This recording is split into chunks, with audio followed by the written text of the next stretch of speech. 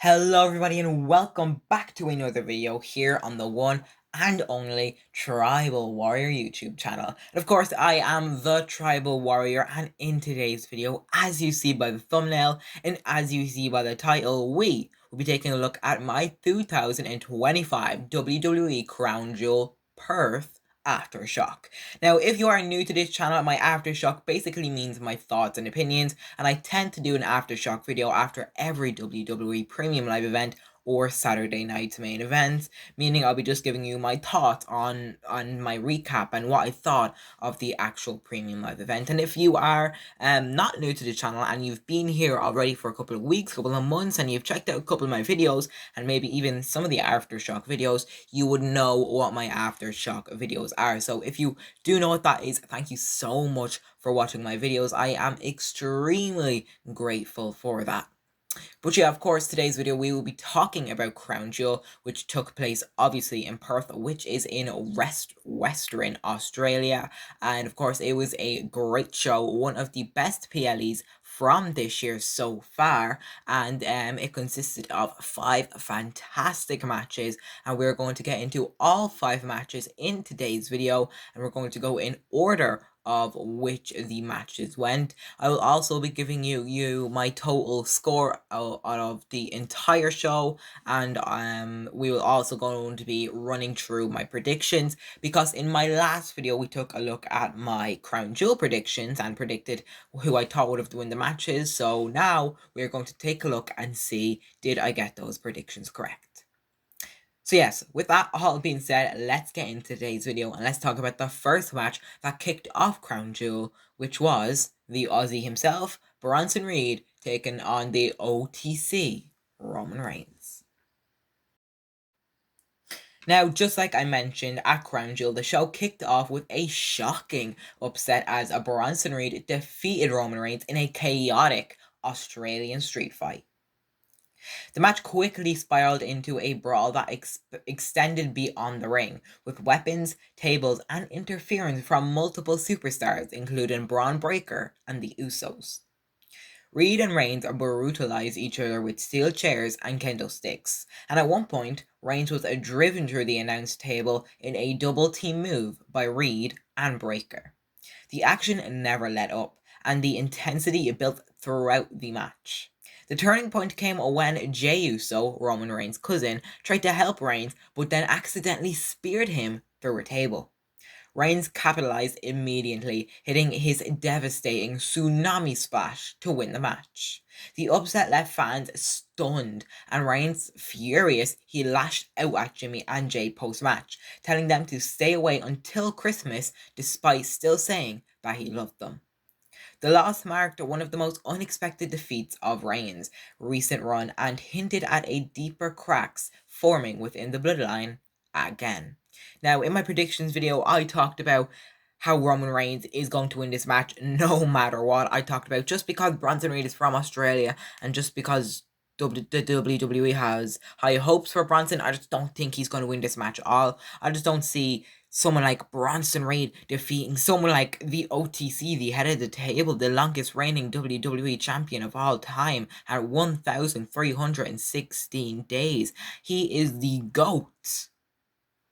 But then he lost. So I was not expecting that at all. You could check back on my predictions video. I was saying, no, I'm 100% confident that Roman Reigns will win this match, but I was wrong.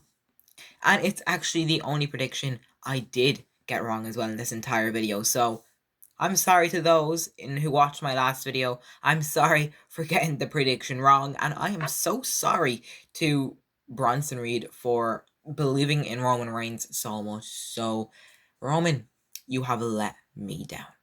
But yeah, guys, I did get my prediction wrong. I obviously, as I mentioned, I thought Roman Reigns would win, but obviously, big Bronson Reed would take the win to kick off Crown Jewel.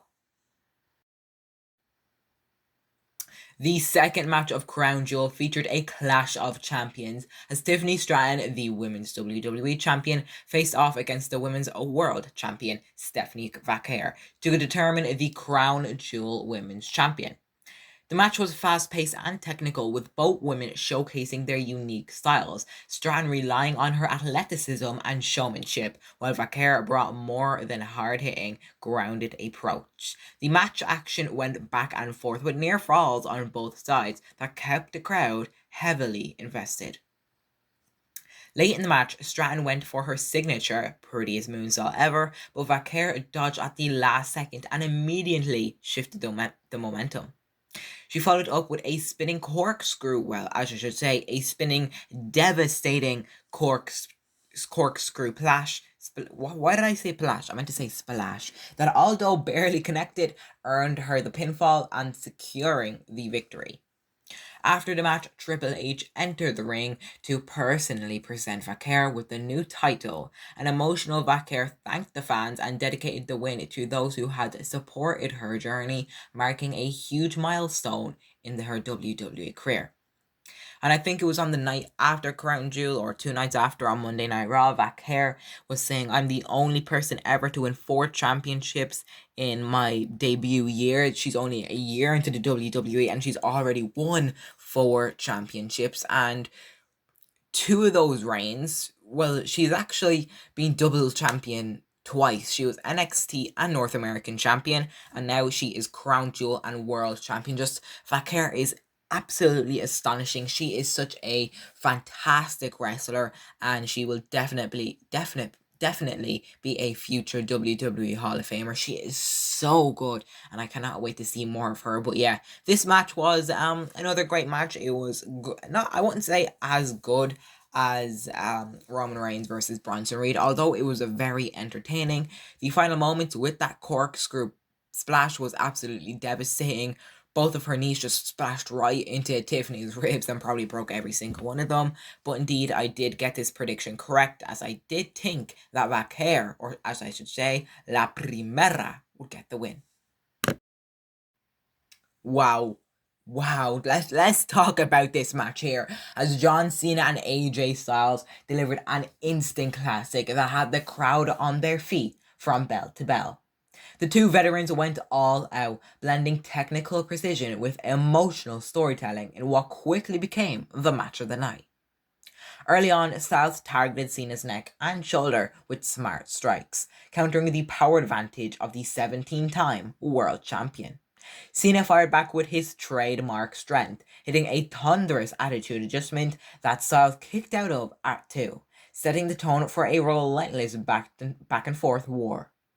As the match reached its height, both men paid homage to wrestling legends and their great rivals. AJ hitting a perfect sweet chin music to tribute to Shawn Michaels, while Cena hit AJ with a tombstone piledriver in honor of The Undertaker. The two exchanged iconic moves, including nods to Chris Jericho and even the late great Bray Wyatt's sister Abigail, bringing the audience into a frenzy. In the end, after an epic sequence of reversals, Cena got the hard-fought victory. Both men stood in the ring proud but exhausted. Warriors who reminded the world why they were among the very best to ever step inside a WWE ring. And in my opinion, this was totally match of the night. I did predict John Cena to win this match. I got that prediction correct. But wow, let's just take a second to give this match a standing ovation. This match was so good, and at the end of the year, I will definitely be talking about this match as a potential 2025 match of the year. The second last match at Crown Jewel brought a tag team chaos and electric energy as the Kabuki Warriors, Asuka and Kairi Sane, forced the powerhouse duo, or did I say forced? I meant to say faced the powerhouse duo of Rhea Ripley and Io Sky. The atmosphere was thunderous from the start, with Ripley receiving a hero's welcome back to her home country in Australia. The Kabuki Warriors showcased their trademark chemistry and striking precision, isolating Io Sky early on with sharp kicks and seamless double-team maneuvers. But once Rhea Ripley got the tag, the momentum shifted dramatically. Her raw power and intensity turned the match on its head as she dominated both Asuka and Sane with brutal suplexes and her signature Riptide strength. The final stretch. Why do I keep mixing up my words? The final stretch, I said, like, that's not even a word. The final stretch turned into a showcase of athleticism and emotion. Sky roared through the sky with her moonsault to the outside, while Asuka countered with her deadly armbar inside the ring. Just when it looked like the Kabuki Warriors had the victory in their grasp, Ripley muscled her way out of the double team attempt and hit a devastating riptide onto Kairi Sane. Sky followed up with her over the moon saw victory to pin Kairi and Asuka to win the match. Just such a good match. Both global superstars. Rhea, obviously a national hero, and Io, of course, she is the queen of everything. She is fantastic, one of the best wrestlers in the world, and did predict this match to go their way as well. So yeah, not really to say about this match, just to say that it was good. In the Crown Jewel main event, Seth Rollins and Cody Rhodes delivered a hard-hitting battle that had the crowd on edge from start to finish. Both men exchanged with their best shots, Cody hitting on multiple crossroads and Rollins answering back with a pedigree and several curb stomps. The match swung back and forth with neither competitor able to keep the other down for a long time. As the fight reached its climax, Rollins turned to desperation and cunning. Seizing a distraction, he used Cody's own symbolic watch as a weapon, landing a knockout blow before finishing with the final curb stomp to secure the victory. With the victory, Rollins not only became the new Crown Jewel champion, but also re-cemented his place as one of the WWE's most relentless and calculating superstars, finally defeating the American Nightmare. And yes, I did predict that as well. It was honestly a great match, one of the best matches of the evening. But I do have to say that John Cena and AJ Styles tore the house down with each other's legendary chemistry, and it was just so good. So that's all I got for you guys in today's video. That was my Crown Jewel Aftershock. Thank you guys so much for watching today's video. It was a great show. Overall, I rated it a 7.5 out of 10. Thank you so much for watching. I will see you in the next video. Let me know your thoughts and opinions on what you thought of Crown Jewel. With that all being said, I'll see you in the next video. And until then, remember to always stay tribal.